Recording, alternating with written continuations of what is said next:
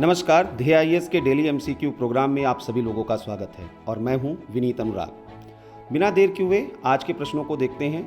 आज का पहला प्रश्न है, हाल ही में चर्चा में रही वार्षिक जलपक्षी जनगणना के संदर्भ में निम्नलिखित में कौन सा से कथन सही हैं या हैं? और आपके कथन है, पहला, वेटलैंड्स इंटरनेशनल के द्वारा की जा रही यह सबसे बड़ी वार्षिक जलपक्षी जनगणना है। दूसरा, एशियन वाटर बर्ड सेंसस 2023 में शुरू किया गया है। आपके विकल्प हैं, ए केवल कथन 1 सही है, बी केवल कथन 2 सही है, सी कथन 1 और 2 दोनों सही हैं, या डी ना ही 1 ना ही 2।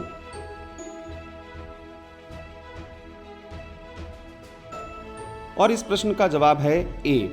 अब आइए इसकी व्याख्या को देखते हैं। वेटलैंड्स इंटरनेशनल की सबसे बड़ी वार्षिक जलपक्षी जनगणना Asian water bird census AWC 2023 नाम से 7 जनवरी 2023 को पूरे एशिया और ऑस्ट्रेलिया में एक साथ शुरू होकर 22 जनवरी 2023 को समाप्त हुई।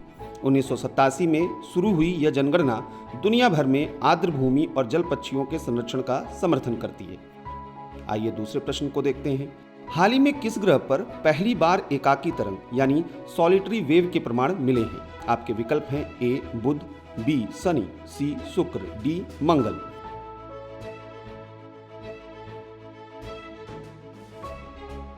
और इसका जवाब है डी।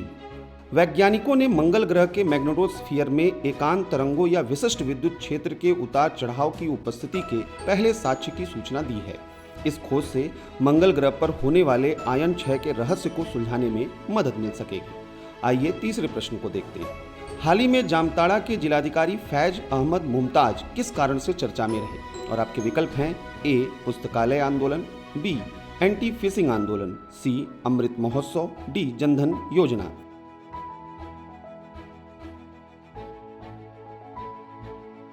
और इस प्रश्न का जवाब है ए। झारखंड के जामताड़ा के जिलाधिकारी फैज अहमद मुमताज ने 118 जर्जर सरकारी भवनों का सफलतापूर्वक जीर्णोद्धार कर उन्हें सार्वजनिक पुस्तकालयों में परिवर्तित किया है। उन्होंने 150 दिनों में 100 से अधिक पुस्तकालय शुरू किए हैं। आइए अगले प्रश्न को देखते हैं। इस साल 74वें गणतंत्र दिवस की परेड में कितनी झांकियों का प्रदर्शन किया जाएगा? और आपके विकल्प हैं, ए 21, बी 22, सी 23, डी 24।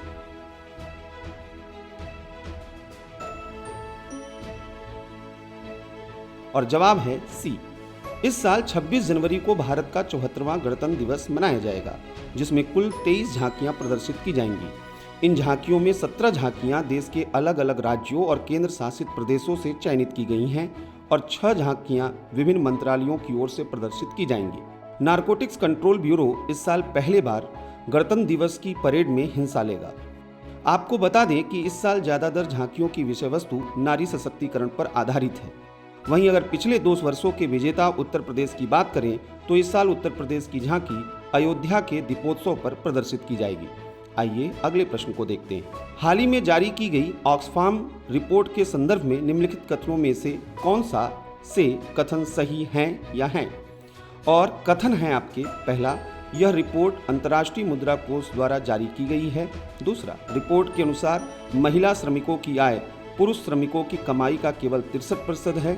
तीसरा, कोरोना महामारी के बाद से अरबपतियों की संपत्ति में 100% से अधिक की वृद्धि हुई है। और आपके विकल्प हैं, ए केवल कथन 1 और 2 सही हैं, बी केवल कथन 2 और 3 सही हैं, या सी 1, 2 और 3 तीनों कथन सही हैं, या फिर डी सभी कथन गलत हैं।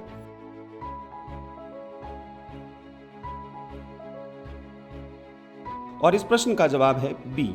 व्याख्या इसका अगर हम देखें तो हाल ही में सर्वाइवल ऑफ द रिचेस्ट शीर्षक वाली ऑक्सफैम रिपोर्ट जारी की गई। इसके अनुसार दुनिया के सबसे अमीर 1% लोगों की कुल संपत्ति पिछले 2 वर्षों में दुनिया के बाकी हिस्सों की कुल संपत्ति से लगभग 2 गुनी हो गई है। भारत में सबसे अमीर 1% के पास अब देश की कुल संपत्ति का 40% से अधिक हिस्सा है, जबकि आबादी का निचला हिस्सा 2012 और 2021 के बीच केवल 3% संपत्ति साझा करता है। ऑक्सफैम 1942 में स्थापित 21 स्वतंत्र धर्मार्थ संगठनों का एक ब्रिटिश स्थापित परिसंघ है। धन्यवाद।